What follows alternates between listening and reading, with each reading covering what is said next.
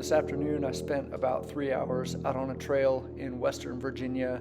This trail is called the Peters Mill Run. It's one of the Jeep trails that you get the badge for. I used to have a Jeep Gladiator, but I only had it out in Hawaii, and there were no trails out there that I knew of that you got a badge for. I sold that when I got out here to Virginia because I had a high pressure fuel pump issue and it really wasn't all that comfortable to ride in. So I've got the Ranger Raptor now and I absolutely love it. I think the biggest difference between the two, well, there's a lot of differences. The biggest is the power. But the thing I noticed on the trail today was the feeling in the steering. The feeling in the Ranger is so much more, you get so much more feedback. You know exactly what the tires are up against. You know where the pressure is. You feel everything when you see a rock, and then when you went over it in the Jeep, it was kind of a dull feeling. You knew it was there because your whole truck was moving, but in this one you feel it in the steering wheel, you feel it in the suspension. It's just a whole lot different. Obviously, the Gladiator was a solid front and rear axle. This one has, independent suspension in the front and then no leaf springs in the back. So two very different trucks. There were parts of this trail that I kind of wish I had my Gladiator on, just because it was pushing kind of hard on the tires in one direction or the other. I would have felt more comfortable with a solid axle, but the Ranger did an amazing job. At no point did I think or did I hear anything kind of pushing too hard or feel any weird feedback. It kind of crab walked a couple times when I was turning. I spent most of the time in 4 high, but on some of the climbs I did put it into 4 low. And that was another amazing thing. Going into 4 low in this thing is so easy. You just, anywhere you stop, you put it in neutral and you put it in 4 low and it just pops right in. There's no issues. I know in my old Tacoma, I had to be on flat ground and then possibly, move forward very slow and turn the wheels back and forth to get all the gears lined up for it to go into 4 low. This Ranger just pops right into 4 low, and then you push the buttons, it locks the differentials. I had no issues. I was on a slope trying to get up some rocks in 4 high with only the rear diff locked. I stopped, put it in neutral, put it in 4 low, locked the front diff, all just at a stop, and then made it up the rest of the way. So very impressive.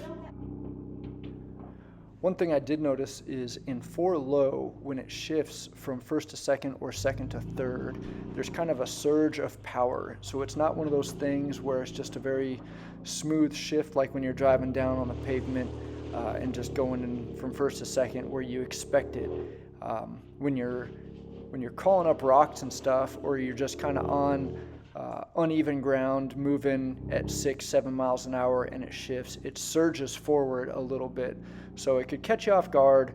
Not something that I ever noticed in my Tacoma or my Gladiator. Not anything I'm too worried about, just a little bit different. So something to get used to. As far as throttle response on the Ranger Raptor, in 4 low, it's incredible. Like, you take your foot off the brake and it's already starting to creep forward on you. It's perfect. You don't have to get on the gas, but when you do get on the gas, it's very even, very linear, not anything crazy other than the shifts, like I said. But it doesn't shift often. It really does rev up to maybe 4,500 before it shifts, so you kind of know when it's coming. And now that I know what to expect, I can plan for it. But it did catch me off guard the first couple times it happened. Other than that, this thing was just phenomenal. These are not crazy obstacles. It's just little rocks here and there. I was a little worried about ground clearance on a couple spots, so I took some different lines kind of on the edge of the trail. Not something I would have been comfortable with going straight over the top, especially with the plastic transmission pan with 0 protection. So I was a little hesitant to take the standard line on a lot of the turns and rocks and just different obstacles, but it did really well. I did not air down the tires at all. I thought about it at the beginning. I have the compressor in my truck, but I just figured I didn't think it was going to be this rocky. And every time I got past an obstacle and thought I'll air down, I thought, well, that's probably the last one. And then it just kept happening over and over.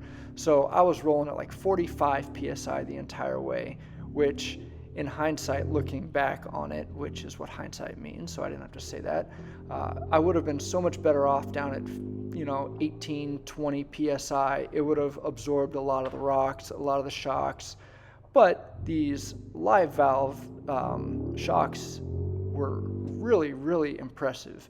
No crazy jolts.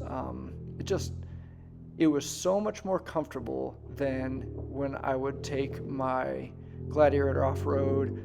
I never really took my Tacomas rock crawling. I pretty much just found mud pits and would, go around 15, 20 miles an hour just trying to get it as dirty as I could so that I could pull into the parking lot at work with my truck completely covered in mud.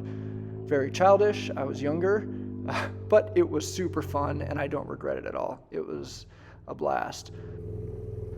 The last thing I'll say is that this thing was super comfortable driving on the freeway at 75, 80 miles an hour to get to the trail. There was a pretty fun, flat, very well-graded dirt road with some fun little turns getting to the trailhead that in my Gladiator I would not have felt comfortable going as fast as I was, getting a little bit sideways, but this thing just felt awesome. Like the Baja spirit of it really came through. So all around, this thing was great on pavement, great on the twisty turny roads going up the mountains, really fun on the flat, well-graded dirt road getting to the trailhead, and then on the trail itself, it did really well. So honestly, I can't think of a better car or better vehicle. Sorry, I know it's not a car, it's a truck. I can't think of a better vehicle that can do a little bit of everything and be comfortable also driving to and from work in and out of DC every single day. This is the jack of all trades, but it's not, I wouldn't say it's the master of none. It is the jack of all trades and master of many. It does a really good job on a lot. I mean, you're not going to beat a muscle car in a drag race. You're not going to beat a Jeep Wrangler going up and down crazy rock faces or whatever, but you're going to be able to do 90% of what all those vehicles can do across all the different spectrums. So to me, I'm really glad I got this thing. At this point, I'm just going to shut up, let you enjoy the last minute and a half or 2 minutes of this video, and just listen to the engine and the exhaust.